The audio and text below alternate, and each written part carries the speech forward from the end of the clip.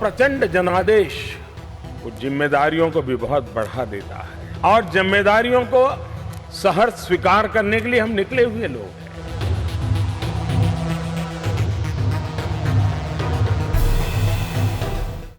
ਸਵਾਗਤ ਹੈ PTC news ਦੇ ਸਾਰੇ ਦਰਸ਼ਕਾਂ ਦਾ। ਮੈਂ ਪਤਰਸ ਮਸੀਹ ਲੈ ਕੇ ਹਾਜ਼ਰ ਹਾਂ ਪ੍ਰੋਗਰਾਮ ਖਾਸ ਖਬਰ ਦੇ ਵਿੱਚ ਅੱਜ ਅਸੀਂ ਗੱਲ ਕਰਾਂਗੇ ਨਵੀਂ ਸਰਕਾਰ ਤੋਂ ਲੋਕਾਂ ਦੀਆਂ ਕੀ ਉਮੀਦਾਂ ਨੇ। ਪਿਛਲੇ ਦਿਨਾਂ ਦੇ ਵਿੱਚ ਜਿਹੜੀਆਂ ਲੋਕ ਸਭਾ ਦੀਆਂ ਚੋਣਾਂ ਹੋਈਆਂ ਨੇ, ਭਾਰਤ ਦੇ ਲੋਕਾਂ ਨੇ ਭਾਜਪਾ ਨੂੰ ਸਭ ਤੋਂ ਵੱਡਾ ਮੈਂਡੇਟ ਦਿੱਤਾ, ਸਭ ਤੋਂ ਵੱਡਾ ਲੋਕ ਫਤਵਾ ਦਿੱਤਾ। 303 ਸੀਟਾਂ ਜਿੱਤੀਆਂ ਨੇ ਭਾਜਪਾ ਨੇ ਔਰ ਜੇਕਰ ਉਹਦੇ ਸਹਿਯੋਗੀ ਪਾਰਟੀਆਂ ਦੀਆਂ ਸੀਟਾਂ ਮਿਲਾਈ ਲਈਆਂ ਜਾਣ ਤਾਂ 352 ਤੋਂ ਉੱਪਰ ਇਹ ਸੀਟਾਂ ਮਿਲਦੀਆਂ ਹੈਗੀਆਂ ਨੇ।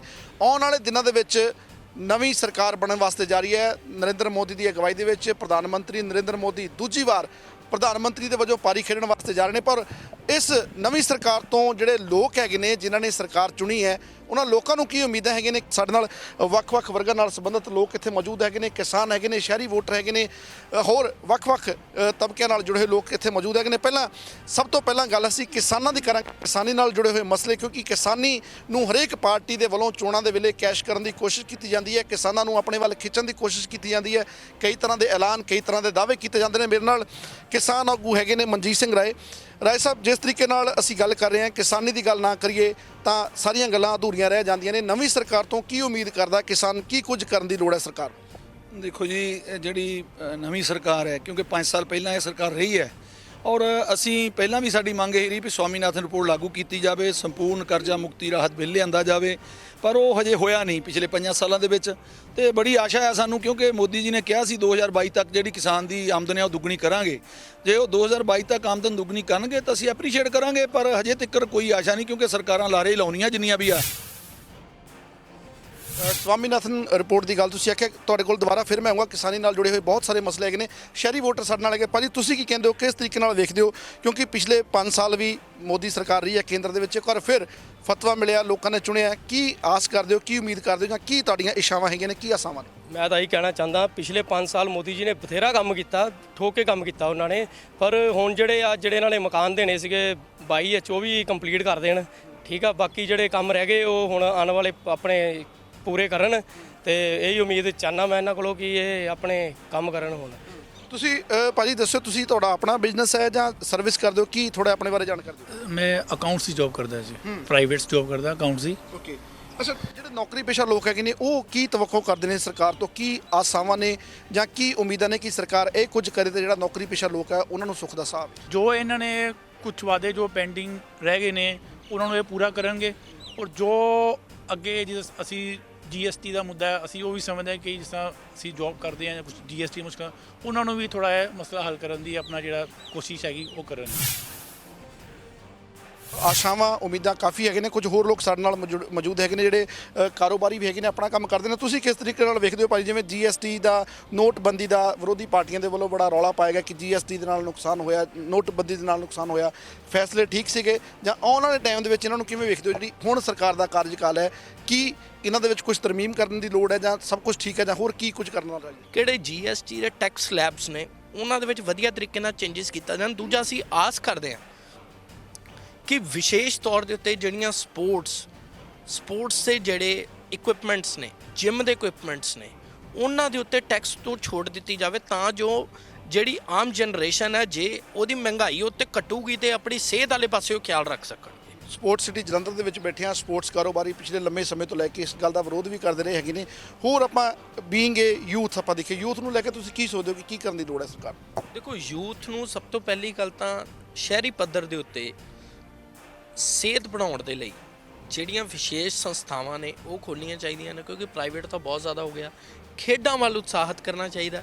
ਜਿੰਨੇ ਸਪੋਰਟਸ ਨੈਸ਼ਨਲ ਪਲੇਅਰਸ ਨਿਕਲ ਰਹੇ ਨੇ ਉਹਨਾਂ ਨੂੰ ਵਧੀਆ ਪ੍ਰੋਤਸਾਹਨ ਕਰਨ, ਤਾਂ ਜੋ ਜਿਹੜੇ ਨੌਜਵਾਨ ਨੇ ਉਹਨਾਂ ਦਾ ਧਿਆਨ ਖੇਡਾਂ ਵਾਲੇ ਪਾਸੇ ਹੋਵੇ, ਆਪਣੇ ਦੇਸ਼ ਨੂੰ ਲੀਡ ਕਰਨ ਵਾਲੇ ਪਾਸੇ ਹੋਵੇ। ਤੁਸੀਂ ਭਾਜੀ ਕੀ ਕਹਿੰਦੇ ਹੋ? ਤੁਸੀਂ ਕਿਸ ਤਰੀਕੇ ਨਾਲ ਵੇਖਦੇ ਹੋ ਜਾਂ ਕੀ ਤੁਹਾਡੀਆਂ ਆਸਾਵਾਂ ਨੇ? ਤੁਸੀਂ ਕਿਉਂਕਿ ਵੋਟ ਪਾਈ ਹੈ, ਸਰਕਾਰ ਚੁਣੀ ਹੈ, ਕੀ ਤੁਹਾਡੀਆਂ ਆਸ਼ਾਵਾਂ ਨੇ ਜਾਂ ਕੀ ਤੁਸੀਂ ਸੋਚਦੇ ਹੋ? ਮੈਂ ਬੇਨਤੀ ਵੀ ਕਰਾਂਗਾ ਪ੍ਰਧਾਨ ਮੰਤਰੀ ਜੀ ਨੂੰ, ਉਹ ਜਿਹੜੇ ਤੁਸੀਂ ਵਾਅਦੇ ਕੀਤੇ ਨੇ, ਬੇਰੁਜ਼ਗਾਰੀ ਖਤਮ ਕਰੋ, ਗਰੀਬੀ ਖਤਮ ਕਰੋ, ਭ੍ਰਿਸ਼ਟਾਚਾਰ ਖਤਮ ਕਰੋ। ਸੋ ਮੈਂ ਇਹੀ ਬੇਨਤੀ ਕਰਨਾ ਚਾਹੁੰਦਾ ਵਿਸ਼ਵਾਸ ਦੇ ਨਾਲ ਕਿ ਸਾਡਾ ਜਿਹੜਾ ਦੇਸ਼ ਹੈ ਉਹ ਤਰੱਕੀ ਦੇ ਰਾਹ 'ਤੇ ਚੱਲਿਆ ਔਰ ਅੱਗੋਂ ਤਰੱਕੀ ਦੀ ਰਾਹ ਤੇ ਚੱਲੇਗਾ। ਜਦੋਂ ਅਸੀਂ ਨਵੀਂ ਸਰਕਾਰ ਦੀ ਗੱਲ ਕਰਦੇ ਹਾਂ, ਇੱਕ ਬੰਦੇ ਦੇ ਦਿਮਾਗ ਦੇ ਵਿੱਚ ਬਹੁਤ ਚੀਜ਼ਾਂ ਹੁੰਦੀਆਂ ਨੇ ਕਿ ਨਵੀਂ ਸਰਕਾਰ ਆਈ ਹੈ, ਇਹ ਬਦਲਾਅ ਹੋਊਗਾ ਜਾਂ ਜਿਹੜੇ ਆਮ ਲੋਕ ਹੈਗੇ ਨੇ ਉਹਨਾਂ ਦਾ ਜੀਵਨ ਪੱਧਰ ਬਦਲੇਗਾ। ਤੁਸੀਂ ਕੀ ਸੋਚਦੇ ਹੋ? ਜਿਹੜਾ ਜ਼ਿਮੀਂਦਾਰ ਆ ਉੱਥੇ ਦਾ ਉੱਥੇ ਬੈਠਾ, ਜਿੱਦਾਂ ਹੱਤਿਆ ਕਰਨ ਨੂੰ ਮਜਬੂਰ ਹੋ ਰਿਹਾ, ਕੋਈ ਵੀ ਕਿਸੇ ਗੱਲ ਦੀ ਇਹਨਾਂ ਦੀ ਕੋਈ ਚਿੰਤਾ ਨਹੀਂ ਹੈ। ਵੋਟਾਂ ਨੂੰ ਕਹਿ ਜਾਂਦੇ ਆ ਅਸੀਂ ਸਮਰਾਟ ਫੋਨ ਦੇਵਾਂਗੇ, ਕਰਜ਼ਾ ਮਾਫ ਕਰਾਂਗੇ, ਕਿਸੇ ਨੇ ਨਹੀਂ ਕੀਤਾ। ਮੋਦੀ ਹੋਰਾਂ ਦੇ ਵੱਲੋਂ ਤਾਂ ਪਿਛਲੇ ਲੰਮੇ ਸਮੇਂ ਤੋਂ ਜਦ ਤੋਂ ਸਰਕਾਰ ਦੇ ਵਿੱਚ ਆਏ ਹੈਗੇ ਨੇ, ਬਹੁਤ ਕਿਹਾ ਜਾ ਰਿਹਾ, ਦਾਅਵੇ ਕੀਤੇ ਜਾ ਰਹੇ ਨੇ ਕਿ ਅਸੀਂ ਕਿਸਾਨਾਂ ਦੇ ਪ੍ਰਤੀ ਬੜੇ ਸੰਜੀਦਾ ਆ। ਜਿਹੜਾ ਹੁਣ ਪਿਛਲੇ ਦਿਨਾਂ 'ਚ ਐਲਾਨ ਕੀਤਾ ਸੀ ਕਿ 6000 ਰੁਪਇਆ ਸਾਲਾਨਾ ਅਸੀਂ ਕਿਸਾਨਾਂ ਦੇ ਖਾਤਿਆਂ 'ਚ ਵੀ ਪਾਵਾਂਗੇ। ਨਹੀਂ ਆਇਆ। ਦੇਖੋ ਪੰਜਾਬ ਸਰਕਾਰ ਨੇ ਅਨਾਉਂਸ ਕੀਤਾ ਵੀ ਕਰਜ਼ੇ ਮਾਫ ਕਰਾਂਗੇ। ਮੈਂ ਹੈਂਡੀਕੈਪਟ ਬੰਦਾ ਆ, ਸਾਹਮਣੇ ਮੈਂ ਦੀਦਾ, ਸਾਰਿਆਂ ਨੂੰ ਦੀਦਾ। ਮੈਂ ਛੋਟਾ ਜਿਹਾ ਜ਼ਿਮੀਂਦਾਰ ਹੁਸ਼ਿਆਰਪੁਰ ਦੇ ਵਿੱਚ ਆ, ਪੂਰੀ ਹੀਰਾਂ 'ਚ ਰਹਿਣ ਵਾਲਾ ਆ, ਤੇ ਮੈਂ ਭਰ ਕੇ ਵੀ ਭੇਜਿਆ, ਸਰਟੀਫਿਕੇਟ ਵੀ ਨਾਲ ਲਾਏ, ਕਿਸੇ ਨੇ ਕੋਈ ਮੇਰਾ 1 ਲੱਖ ਰੁਪਇਆ ਕਰਜ਼ਾ ਨਹੀਂ ਮਾਫ ਕੀਤਾ ਕਿਸੇ ਨੇ। ਦੇਖੋ ਜੀ, ਇਹ ਹੁਣੇ ਗੱਲ ਕੀਤੀ ਤੁਸੀਂ 6000 ਰੁਪਏ ਦੀ। 6000 ਰੁਪਈਆ ਜਿਹੜਾ ਉਹ 500 ਰੁਪਈਆ ਮਹੀਨਾ ਆਉਂਦਾ ਜੀ, 17 ਰੁਪਏ ਡੇਲੀ ਦੇ। ਉਹਦੇ ਨਾਲ ਕਿਸਾਨ ਕੀ ਕਰੇਗਾ? ਉਹ ਇੱਕ ਕੋਝਾ ਮਜ਼ਾਕ ਆ ਕਿਸਾਨਾਂ ਦੇ ਨਾਲ। ਜੇ ਮੋਦੀ ਜੀ ਨੇ ਕਰਨਾ ਆ ਤੇ ਘੱਟ ਤੋਂ ਘੱਟ, ਅਸੀਂ ਤਾਂ ਵੱਧ ਮੰਗਦੇ ਆ, ਪਰ ਘੱਟ ਤੋਂ ਘੱਟ 6000 ਮਹੀਨਾ ਹੋਵੇ। ਇਹ ਪਹਿਲਾਂ ਤਾਂ ਹੋਣਾ ਚਾਹੀਦਾ। ਕਿਸਾਨਾਂ ਦੀ ਬਾਂਹ ਫੜਨੀ, ਕਿਉਂਕਿ ਕਾਂਗਰਸ ਦੇ ਏਜੰਡੇ 'ਚ ਨਹੀਂ ਰੱਖਿਆ ਸੀ ਵੀ 72000 ਰੁਪਈਆ ਅਸੀਂ ਜਿਹੜਾ ਦੇਵਾਂਗੇ ਗਰੀਬ ਪਰਿਵਾਰਾਂ ਨੂੰ। ਕਿਸਾਨ ਵੀ ਗਰੀਬੀ ਨਾਲ ਹਲੇ ਝੇਲ ਰਿਹਾ। ਕੰਮ ਨਹੀਂ ਕੀਤਾ ਨੁਕਤਾ ਉਹਨਾਂ ਦਾ। ਨਹੀਂ, ਉਹ ਕੰਮ ਨਹੀਂ ਕੀਤਾ ਉਹ, ਕਿਉਂਕਿ ਦੇਖੋ ਜਿਹੜੀ ਅਸਲ ਗੱਲ ਇਹ ਹੈ ਵੀ ਲੋਕ ਇਸ ਵੇਲੇ ਚਾਹੁੰਦੇ ਸੀ ਕੋਈ ਗੜ੍ਹਸ ਵਾਲਾ ਜਿਹੜਾ ਪ੍ਰਧਾਨ ਮੰਤਰੀ ਹੋਵੇ, ਤੇ ਮੋਦੀ ਜੀ ਨੂੰ ਗੜ੍ਹਸ ਵਾਲਾ ਮੰਨਦੇ ਆ। ਪਰ ਅਸੀਂ ਜਿਹੜੇ ਕਿਸਾਨ ਆ, ਅਸੀਂ ਨਹੀਂ ਹਜੇ ਗੜ੍ਹਸ ਵਾਲਾ ਮੰਨਦੇ, ਕਿਉਂਕਿ ਜਿੰਨਾ ਚਿਰ ਕਿਸਾਨੀ ਦੀ ਗੱਲ ਨਹੀਂ ਕਰਦੇ, ਕਿਸਾਨ ਦੇ ਪੱਖੀ ਗੱਲ ਨਹੀਂ ਹੁੰਦੀ, ਤਾਂ ਅਸੀਂ ਉਹਨਾਂ ਚਿਰ ਕਿਵੇਂ ਗੜ੍ਹਸ ਵਾਲਾ ਆ। ਕੋਈ ਕਿਸਾਨੀ ਲਈ ਫੈਸਲੇ ਗੜ੍ਹਸ ਵਾਲੇ ਲਏ ਜਾਣ। ਕਿਸਾਨ ਦਾ ਸਾਰਾ ਪੈਸਾ ਮਿੱਲਾਂ ਵੱਲ ਫਸਿਆ ਹੋਇਆ, ਉਹ ਕੋਈ ਵੱਡਾ ਜਿਹੜਾ ਆ ਪੈਕੇਜ ਜਿੱਦਾਂ ਪੰਜਾਬ ਨੂੰ ਵੀ ਇਹ ਦੇਣ ਜਿਹੜੇ ਮਿੱਲਾਂ ਵਾਲਿਆਂ ਨੂੰ, ਵੀ ਕਿਸਾਨਾਂ ਦਾ ਸਾਰਾ ਪੈਸਾ ਇਸ ਵੇਲੇ 1100 ਕਰੋੜ ਰੁਪਈਆ ਇਸ ਕਰੰਟ ਸੀਜ਼ਨ ਦਾ ਖੜਾ ਗੰਨਿਆਂ ਕਿਸਾਨਾਂ ਦਾ, ਜਿਹੜਾ ਉਹਨਾਂ ਨੂੰ ਆਉਣਾ ਨਹੀਂ, ਉਹਨੀ ਰੋਟੀ ਪਾਣੀ ਕਿੱਥੋਂ ਖਾਣਾ? ਤੇ ਜੇਕਰ ਕੋਈ ਹਿੰਮਤ ਕਰਨੀ ਆ ਤੇ ਇਦਾਂ ਦਾ ਮੋਦੀ ਜੀ ਕਰਨ। ਪਿਛਲੀ ਸਰਕਾਰ ਦੇ ਵਿੱਚ ਬੜੀਆਂ ਸਕੀਮਾਂ, make in India, skill India, ਕਈ ਤਰ੍ਹਾਂ ਦੀਆਂ ਸਕੀਮਾਂ ਸ਼ੁਰੂ ਕੀਤੀਆਂ ਗਈਆਂ ਸਨ ਪ੍ਰਧਾਨ ਮੰਤਰੀ ਦੇ ਵੱਲੋਂ। ਨੌਜਵਾਨ ਕੀ ਸੋਚਦਾ ਨਵੀਂ ਸਰਕਾਰ ਨੂੰ ਲੈ ਕੇ? ਨੌਜਵਾਨਾਂ ਨੂੰ ਵੱਧ ਤੋਂ ਵੱਧ ਰੁਜ਼ਗਾਰ ਮੁਹੱਈਆ ਕਰਵਾਏ ਜਾਣ, ਤਾਂ ਕਿ ਜਿਹੜੇ ਨੌਜਵਾਨ ਬਾਹਰ ਜਾ ਰਹੇ ਆ ਉਹਨਾਂ ਨੂੰ ਇੰਡੀਆ ਦੇ ਵਿੱਚ ਹੀ ਆਪਣੀਆਂ ਜੌਬਸ ਮਿਲ ਜਾਣ ਤੇ ਆਪਣੇ ਇੰਡੀਆ ਦੇ ਵਿੱਚ ਹੀ ਸਿਕਿਉਰ ਰਹਿਣ। ਠੀਕ ਹੈ ਜੀ, ਜਾਂਦੇ ਜਾਂਦੇ ਰਾਏ ਸਾਹਿਬ ਤੁਸੀਂ ਕੁਝ ਕਹਿਣਾ ਚਾਹੁੰਦੇ ਹੋ? ਹਾਂ ਜੀ, ਜਿਹੜੀ ਤੁਸੀਂ ਤਾਲਮੇਲ ਦੀ ਗੱਲ ਕਹੀ ਨਾ ਜੀ ਗਵਰਨਮੈਂਟ ਦੀ, ਮੈਂ ਇਹ ਗੱਲ ਕਹਾਂਗਾ ਵੀ ਜਦੋਂ ਕੋਈ ਚੁਣਿਆ ਜਾਂਦਾ, ਉਹ ਹੁਣ ਇਸ ਵੇਲੇ ਹਿੰਦੁਸਤਾਨ ਦੇ ਸਾਡੇ ਪ੍ਰਾਈਮ ਮਿਨਿਸਟਰ ਨੇ, ਉਹਨਾਂ ਵਾਸਤੇ ਇਹ ਨਹੀਂ ਗੱਲ ਹੋਣੀ ਚਾਹੀਦੀ ਕਿ ਪੰਜਾਬ ਦੇ ਵਿੱਚ ਕਾਂਗਰਸ ਦੀ ਸਰਕਾਰ ਹੈ ਜਾਂ ਇੱਥੇ ਕਾਂਗਰਸ ਸੀਟਾਂ ਵੱਧ ਲੈ ਗਈ। ਜਿਹੜਾ ਕਿਸਾਨ ਹੈ ਜਾਂ ਇੱਥੇ ਦਾ ਨੌਜਵਾਨ ਹੈ, ਉਹਦੇ ਵਾਸਤੇ ਇਹ ਗੱਲ ਮਾਇਨਾ ਨਹੀਂ ਰੱਖਦੀ। ਜੇ ਮੋਦੀ ਜੀ ਉਹਨਾਂ ਵਾਸਤੇ ਕੁਝ ਫੈਸਲੇ ਲੈਣਗੇ ਤੇ ਉਹਨਾਂ ਨਾਲ ਜੁੜਨਗੇ, ਅੱਗੇ ਤੋਂ ਉਹਨਾਂ ਨੂੰ ਜੋੜਨ, ਉਹ ਪੈਕੇਜ ਦੇਣ। ਪੰਜਾਬ ਨੂੰ ਸਖਤ ਲੋੜ ਹੈ ਇਸ ਵੇਲੇ। ਪਿਛਲੇ 5 ਸਾਲਾਂ 'ਚ ਕੋਈ ਵੱਡਾ ਪੈਕੇਜ ਨਹੀਂ ਮਿਲਿਆ, ਤਾਂ ਜੇ ਪੰਜਾਬ ਨੂੰ ਇਗਨੋਰ ਕੀਤਾ ਗਿਆ ਤਾਂ ਫਿਰ ਗਾਹਾਂ ਉਹਦਾ ਖਮਿਆਜ਼ਾ ਵੀ ਹਿੰਦੁਸਤਾਨ ਭੁਗਤਦਾ, ਕਿਉਂਕਿ ਪੰਜਾਬ ਜਿਹੜਾ ਖੇਤੀ ਪ੍ਰਧਾਨ ਸੂਬਾ ਆ, ਇਸ ਕਰਕੇ ਇਹਨੂੰ ਪੈਕੇਜ ਦੀ ਜ਼ਰੂਰਤ ਹੈ। ਕਿਉਂਕਿ ਜਿਹੜੇ ਕਾਂਗਰਸ ਦੇ ਕੈਪਟਨ ਸਾਹਿਬ ਆ, ਇਹ ਤਾਂ ਰਾਜੇ ਦਾ ਪੁੱਤਰ ਹੈ, ਉਹਨੂੰ ਤਾਂ ਲੋੜ ਨਹੀਂ, ਪਰ ਜਿਹੜਾ ਇੱਥੇ ਕਿਸਾਨ ਮਰ ਰਿਹਾ ਉਹਨੂੰ ਲੋੜ ਹੈ, ਇੱਥੇ ਨੌਜਵਾਨ ਬੇਰੁਜ਼ਗਾਰ ਬੈਠਾ ਉਹਨੂੰ ਲੋੜ ਹੈ, ਹਰ ਗਰੀਬ ਤਬਕੇ ਨੂੰ ਲੋੜ ਹੈ। ਤੇ ਜੇ ਇਹਦੀ ਲੋੜ ਉਹਨੇ ਮੋਦੀ ਸਾਹਿਬ ਨੇ ਪੂਰੀ ਕਰਨੀ ਆ ਤਾਂ ਉਹ ਜੁੜ ਜਾਏਗਾ ਨਾਲ, ਅੱਗੇ ਤੋਂ ਸਰਕਾਰ ਇਹਨਾਂ ਦੀ ਆ ਜਾਏਗੀ ਇੱਥੇ ਵੀ। ਹਾਂਜੀ, ਬਸ ਇਹਨਾਂ ਕਹਾਂਗਾ ਵੀ ਤਾਲਮੇਲ ਜਿਹੜੀ ਸੈਂਟਰ ਦੀ ਸਰਕਾਰ ਉਹ ਖੁਦ ਪੈਦਾ ਕਰੇ, ਉਹ ਕਿਸਾਨਾਂ ਲਈ ਪੈਦਾ ਕਰ ਲਵੇ, ਨੌਜਵਾਨਾਂ ਲਈ ਪੈਦਾ ਕਰ ਲਵੇ। ਸਾਰਿਆਂ ਨੇ ਆਪੋ ਆਪਣੀ ਗੱਲ ਰੱਖੀ ਹੈ, ਕਿਸਾਨੀ ਦੀ ਗੱਲ ਹੈ ਜਾਂ ਜਿਹੜੇ ਕਾਰੋਬਾਰੀ ਉਹਨਾਂ ਨੇ ਗੱਲ ਰੱਖੀ। ਤੁਸੀਂ ਕੀ ਕਹਿਣਾ ਚਾਹੁੰਦੇ? ਐਜ਼ ਏ ਯੰਗਸਟਰ ਮੈਂ ਇਹੀ ਐਕਸਪੈਕਟ ਕਰਦਾ ਹਾਂ, ਆਸ ਕਰਦਾ ਇਹਨਾਂ ਸਾਲਾਂ ਵਿੱਚ ਕਿ ਜਿਹੜੀ ਯੰਗਸਟਰਸ ਆ ਬ੍ਰੇਨ ਡਰੇਨ ਹੋ ਰਿਹਾ ਹੈ ਪੂਰੇ ਪੰਜਾਬ ਦੀ, ਜਿਹੜੀ ਯੁਵਾ ਪੀੜ੍ਹੀ ਸਿਰ ਬਾਹਰ ਜਾਣ ਲਈ ਹੀ ਉਤੇਜਿਤ ਹੋ ਰਹੀ ਹੈ। ਮੈਂ ਕਹਿੰਦਾ ਕੁਝ ਇੱਦਾਂ ਦੀਆਂ ਪਾਲਿਸੀਆਂ ਆਉਣ ਕਿ ਇੱਥੇ ਰਹਿ ਕੇ ਹੀ ਲੋਕ ਆਪਣੀ ਰੋਜੀ ਰੋਟੀ ਕਮਾਉਣ ਤੇ ਦੇਸ਼ ਦੀ ਤਰੱਕੀ ਵਿੱਚ ਯੋਗਦਾਨ ਦੇਣ। ਠੀਕ ਹੈ ਜੀ, ਇੱਕ ਬੱਚਾ ਸਾਡੇ ਕੋਲ ਸਪੈਸ਼ਲੀ ਆਇਆ ਗੱਲਬਾਤ। ਤੁਸੀਂ ਬੇਟਾ ਕੀ ਕਹਿਣਾ ਚਾਹੁੰਦੇ ਹੋ? ਸਰਕਾਰ ਦੇ ਬਾਰੇ 'ਚ ਪਤਾ, ਜਿਹੜੀ ਸਰਕਾਰ ਕੇਂਦਰ 'ਚ ਬਣੀ ਹੈ, ਪ੍ਰਧਾਨ ਮੰਤਰੀ ਨਰਿੰਦਰ ਮੋਦੀ ਦਾ ਪਤਾ ਹੈ, ਕੀ ਕਹਿਣਾ ਚਾਹੁੰਦੇ? मोदी जी इसलिए प्रधानमंत्री बने हैं क्योंकि उनसे कोई भी मुकाबला नहीं कर सकता। मोदी जी देश को आगे बढ़ा सकते हैं। ਠੀਕ ਹੈ। ਸੋ ਅਸੀਂ ਵੱਖ-ਵੱਖ ਲੋਕਾਂ ਦੇ ਨਾਲ ਗੱਲਬਾਤ ਕਰਕੇ ਜਾਣਨ ਦੀ ਕੋਸ਼ਿਸ਼ ਕੀਤੀ ਹੈ ਕਿ ਆਸਾਂ ਕੀ ਉਮੀਦਾਂ ਹੈਗੀਆਂ ਨੇ। ਕਿਸਾਨੀ ਦੀ ਗੱਲ ਹੋਵੇ, ਚਾਹੇ ਸ਼ਹਿਰੀ ਵੋਟਰ ਹੈਗੇ ਨੇ, ਚਾਹੇ ਆਮ ਜਿਹੜੇ ਕਾਰੋਬਾਰੀ ਹੈਗੇ ਨੇ, ਸਾਰਿਆਂ ਨੇ ਆਪੋ ਆਪਣੇ ਪੱਖ ਰੱਖੇ ਨੇ। ਕਾਫੀ ਉਮੀਦਾਂ, ਕਾਫੀ ਆਸ਼ਾਵਾਂ ਹੈਗੀਆਂ ਨੇ। ਗੱਲਬਾਤ ਦਾ ਸਿਲਸਿਲਾ ਇਸੇ ਤਰ੍ਹਾਂ ਜਾਰੀ ਰਹੇਗਾ ਇੱਕ ਛੋਟੇ ਜਿਹੇ ਬ੍ਰੇਕ ਤੋਂ ਬਾਅਦ।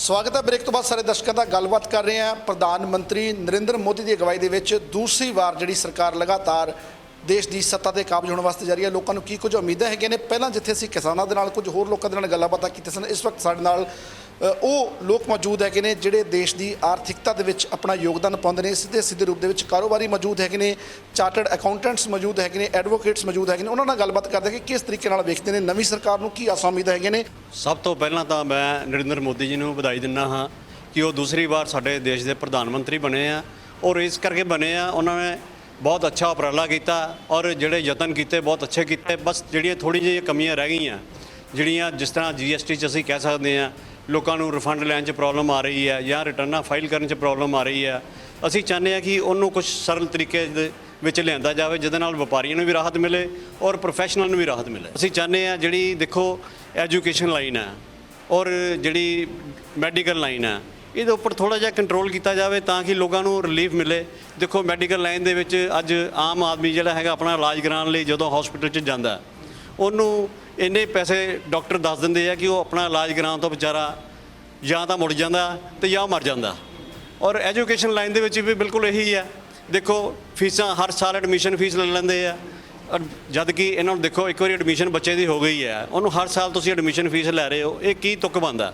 ਇਹ ਮੋਦੀ ਸਰਕਾਰ ਨੂੰ ਚਾਹੀਦਾ ਇਸ ਦੇ ਉੱਪਰ ਜ਼ਰੂਰ ਕਾਬੂ ਪਾਇਆ ਜਾਵੇ, ਕਿਉਂਕਿ ਦੇਖੋ ਇਹ ਮੈਡੀਕਲ ਲਾਈਨ ਔਰ ਐਜੂਕੇਸ਼ਨ ਲਾਈਨ ਇੱਦਾਂ ਦੀ ਹੈ ਜੇ ਇਹਨੂੰ ਕੰਟਰੋਲ ਕਰ ਲਿੱਤਾ ਜਾਵੇ ਸ਼ਾਇਦ ਸਾਡੇ ਦੇਸ਼ ਦੀ ਹਾਲਤ ਹੀ ਹੋਰ ਸੁਧਰ ਜਾਵੇ। ਹਾਲਾਂਕਿ ਪਿਛਲੇ ਸਮੇਂ ਦੇ ਵਿੱਚ ਕੁਝ ਕੋਸ਼ਿਸ਼ਾਂ ਕੀਤੀਆਂ ਨੇ ਪ੍ਰਧਾਨ ਮੰਤਰੀ ਨੇ, ਜਿਵੇਂ ਸਟੈਂਟ ਪੈਂਦੇ ਸੀ ਦਿਲਾਂ ਦੇ ਵਿੱਚ, ਹਾਰਟ ਸਰਜਰੀ ਹੁੰਦੀ ਸੀ, ਉਹ ਕੁਝ ਸਸਤੇ ਹੋਏ ਹੈਗੇ ਨੇ ਉਹਨਾਂ ਦੇ ਜਦੋਂ ਉਹਨਾਂ ਨੇ ਇੰਟਰਫੇਅਰ ਕੀਤਾ, ਅਜਿਹੇ ਐਲਾਨ ਕੀਤੇ ਨੇ। ਹੋਰ ਕਿਸ ਤਰੀਕੇ ਨਾਲ ਵੇਖਦੇ ਹੋ ਜਦੋਂ ਅਸੀਂ ਬਿਜ਼ਨਸ ਪੁਆਇੰਟ ਆਫ ਵਿਊ ਦੇ ਨਾਲ ਗੱਲ ਕਰਦੇ ਹਾਂ? ਸਰ ਜਿਹੜੀਆਂ ਚੀਜ਼ਾਂ ਇਹ ਵਾਲੀਆਂ ਨੇ ਸਟੰਟ ਵਗੈਰਾ ਅੱਗੇ ਨਾ ਸਸਤੇ ਹੋ ਗਏ ਨੇ, ਕੀ ਪਤਾ ਇਹ ਵਰਬਲੀ ਗੱਲਾਂ ਹੀ ਨੇ ਜਾਂ ਐਕਚੁਅਲ 'ਚ ਹੋਈਆਂ ਵੀ ਨੇ, ਇਹਦੇ ਬਾਰੇ ਕੋਈ ਲੋਕਾਂ ਨੂੰ ਅਵੇਅਰ ਨਹੀਂ ਹੈਗੇ। ਲੋਕ ਇਹ ਪੜ੍ਹਨ ਸੁਣਨ 'ਚ ਆਉਂਦਾ ਕਿ ਕਾਫੀ ਕੁਝ ਸਸਤਾ ਹੋ ਗਿਆ, ਸਟੰਟ ਦੀ ਜਿਹੜੀ ਵੈਲਿਊ ਬੜੀ ਘਟਾਤੀ ਗਈ ਹੈ। ਤੁਸੀਂ ਕੁਝ ਕਹਿਣਾ? ਮੈਂ ਤੁਹਾਨੂੰ ਇਹਦੇ ਬਾਰੇ ਦੱਸਣਾ ਚਾਹੁੰਦਾ ਕਿ ਮੇਰੇ ਕੋਲ, ਮੈਂ ਐਡਵੋਕੇਟ ਹਾਂ, ਟੈਕਸੇਸ਼ਨ ਨੂੰ ਡੀਲ ਕਰਦਾ। ਮੇਰੇ ਕੋਲ ਜਿਹੜੇ ਬੰਦੇ ਇਸ ਪਾਰਟਸ ਦਾ ਕੰਮ ਕਰਦੇ ਆ, ਜਿਹੜੇ ਚੀਜ਼ਾਂ ਵੇਚਦੇ ਆ, ਜਿਸ ਤਰ੍ਹਾਂ ਤੁਸੀਂ ਕਹਿੰਦੇ ਹੋ ਘੁੱਟਣੇ ਹੋ ਗਏ ਜਾਂ ਸਟੰਟ ਹੋ ਗਏ, ਸਾਡੇ ਕੋਲ ਲੋਕੀ ਆ ਕੇ ਦੱਸਦੇ ਆ ਕਿ ਜਿਹੜੀ ਇਹਦੀ ਕੀਮਤ ਹੈਗੀ 20 ਰੁਪਏ ਔਰ ਡਾਕਟਰ ਉਹਦਾ ਚਾਰਜ ਕਰ ਰਿਹਾ 20,000 ਰੁਪਈਆ। ਇਹ ਕੀ ਲੌਜਿਕ ਹੈ? ਮੇਨ ਕੰਟਰੋਲ ਜਿਹੜਾ ਮੈਡੀਕਲ ਲਾਈਨ ਦੇ ਵਿੱਚ ਜ਼ਰੂਰ ਚਾਹੀਦਾ। ਇਹਨਾਂ ਨੇ ਤਾਂ ਡਾਕਟਰਾਂ ਨੇ ਲੁੱਟ ਪਾਈ ਹੋਈ ਹੈ ਔਰ ਲੋਕਾਂ ਦੀਆਂ ਜੇਬਾਂ 'ਚੋਂ ਕੀ ਇਹ ਤਾਂ ਜਿਹੜੇ ਆਲੇ ਦੁਆਲੇ ਉਹਦੇ ਰਿਸ਼ਤੇਦਾਰ ਉਹਨਾਂ ਨੂੰ ਵੀ ਖਾਲੀ ਕਰ ਦਿੰਦੇ ਆ। ਕੁਝ ਹੋਰ ਲੋਕ ਵੀ ਸਾਡੇ ਨਾਲ ਹੈਗੇ ਨੇ। ਤੁਸੀਂ ਸਰ ਕੀ ਕਹਿਣਾ ਚਾਹੁੰਦੇ ਹੋ, ਖਾਸ ਤੌਰ ਤੇ ਜਦੋਂ ਇੱਕ ਨਵੀਂ ਸਰਕਾਰ ਬਣਦੀ ਹੈ, ਕਾਫੀ ਆਸਾਂ ਹੁੰਦੀਆਂ ਨੇ, ਕਾਫੀ ਉਮੀਦਾਂ ਹੁੰਦੀਆਂ ਨੇ, ਔਰ ਖਾਸ ਤੌਰ ਤੇ ਅਜਿਹੀ ਸਰਕਾਰ ਜਿਹਨੂੰ ਲੋਕਾਂ ਨੇ ਬਹੁਤ ਵੱਡਾ ਫਤਵਾ ਦਿੱਤਾ, ਮੈਜੋਰਟੀ ਦੇ ਵਿੱਚ ਆਈ ਹੈ, ਕੀ ਉਮੀਦਾਂ ਨੇ? ਇਹ ਤਾਂ ਬਹੁਤ ਖੁਸ਼ੀ ਗੱਲ ਹੈ ਮੋਦੀ ਜੀ ਦੁਆਰਾ ਆਏ ਨੇ, ਪਰ ਅਸੀਂ ਸਭ ਤੋਂ ਜਿਹੜੇ ਇੰਡਸਟਰੀਅਲਿਸਟ ਔਰ ਦੁਕਾਨਦਾਰ ਨੇ, ਉਹ ਕੋਈ ਸਰਕਾਰ ਆਵੇ ਉਹ ਸਿਰਫ ਕਰਪਸ਼ਨ ਤੋਂ ਦੁਖੀ ਨੇ। ਜੇ ਕਰਪਸ਼ਨ ਠੀਕ ਹੋ ਗਈ ਤਾਂ ਮੈਡੀਕਲ ਵੀ ਠੀਕ ਹੋ ਜਾਣਾ, ਐਜੂਕੇਸ਼ਨ ਵੀ ਠੀਕ ਹੋ ਜਾਣੀ ਹੈ। ਕਿਉਂਕਿ ਜਿਹੜਾ ਕਰਪਸ਼ਨ ਥੋੜਾ ਬਰੀਫ ਕਰੋ।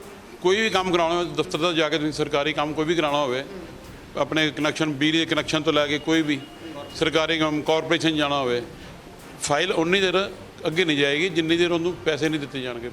ਇੰਸਪੈਕਟਰ ਤੋਂ ਲੈ ਕੇ ਅਫਸਰ ਤੱਕ ਪੈਸੇ ਖਾਂਦੇ ਆ, ਉਸ ਤੋਂ ਬਾਅਦ ਕੰਮ ਹੁੰਦਾ। ਸਭ ਤੋਂ ਪਹਿਲਾਂ ਕਰਪਸ਼ਨ ਦੂਰ ਕਰਨ, ਮੈਡੀਕਲ ਵੀ ਠੀਕ ਹੋ ਜਾਏਗਾ, ਐਜੂਕੇਸ਼ਨ ਵੀ ਠੀਕ ਹੋ ਜਾਏਗੀ। ਬਿਲਕੁਲ, ਕਿਉਂਕਿ ਹਰੇਕ ਸਰਕਾਰ ਜਦੋਂ ਵੀ ਜਾਂ ਜਿਹੜੀ ਪਾਰਟੀ ਚੋਣਾਂ ਲੜਦੀ ਹੈ, ਹਮੇਸ਼ਾ ਉਹਨਾਂ ਦਾ ਐਲਾਨ ਕਰਦੇ ਨੇ ਕਿ ਜਦੋਂ ਅਸੀਂ ਸੱਤਾ ਦੇ ਵਿੱਚ ਆਵਾਂਗੇ ਭ੍ਰਸ਼ਟ ਮੁਕਤ ਅਸੀਂ ਭਾਰਤ ਬਣਾਵਾਂਗੇ। ਅਨੇਕਾਂ ਦਾਅਵੇ ਕੀਤੇ ਜਾਂਦੇ ਨੇ, ਜ਼ਿੰਮੇਵਾਰੀ ਵੀ ਵੱਧਦੀ ਹੈ।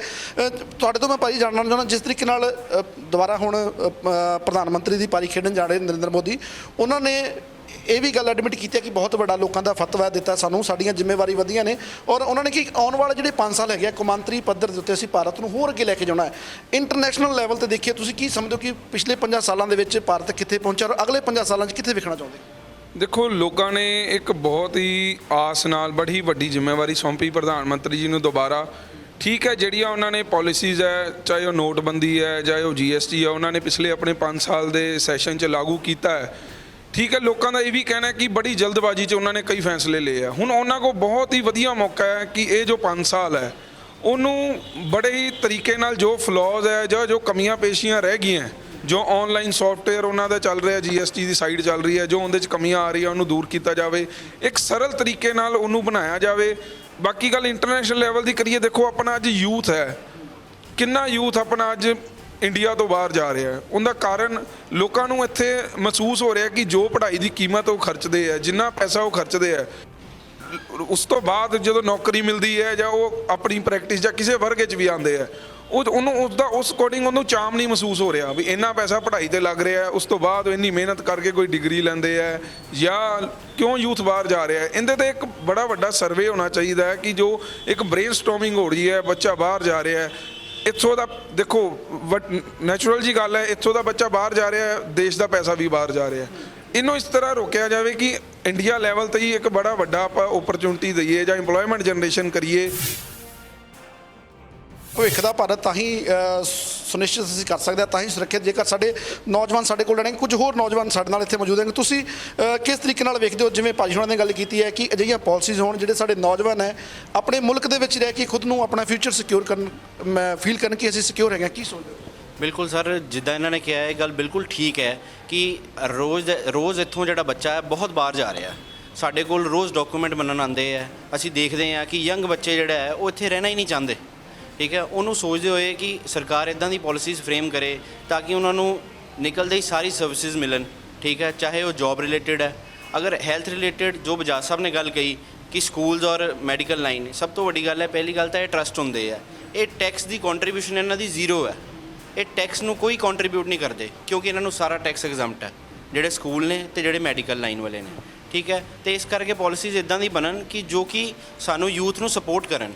ਬੱਚਾ ਸੋਚੇ ਕਿ ਹਾਂ ਮੈਂ ਇੰਡੀਆ 'ਚ ਰਹਿਣਾ ਤੇ ਮੈਂ ਇੱਥੇ ਹੀ ਆਪਣਾ ਜਿਹੜਾ ਹੈਗਾ ਫਰਦਰ ਜਿਹੜਾ ਕਰੀਅਰ ਹੈ ਉਹ ਇੱਥੇ ਹੀ ਬਣਾਉਣਾ ਹੈਗਾ। ਕੋਈ ਆਸ ਉਮੀਦ ਨਜ਼ਰ ਆਉਂਦੀ ਹੈ ਪ੍ਰਧਾਨ ਮੰਤਰੀ? ਬਿਲਕੁਲ ਸਰ, ਕਿਉਂਕਿ ਦੇਖੋ ਵਰਲਡ ਦੇ ਵਿੱਚ ਜਿੱਥੇ ਜਿੱਥੇ ਵੀ GST ਲੱਗਾ ਅੱਜ ਤੱਕ, ਉਹ ਸਰਕਾਰ ਗਿਰ ਗਈ ਹੈ।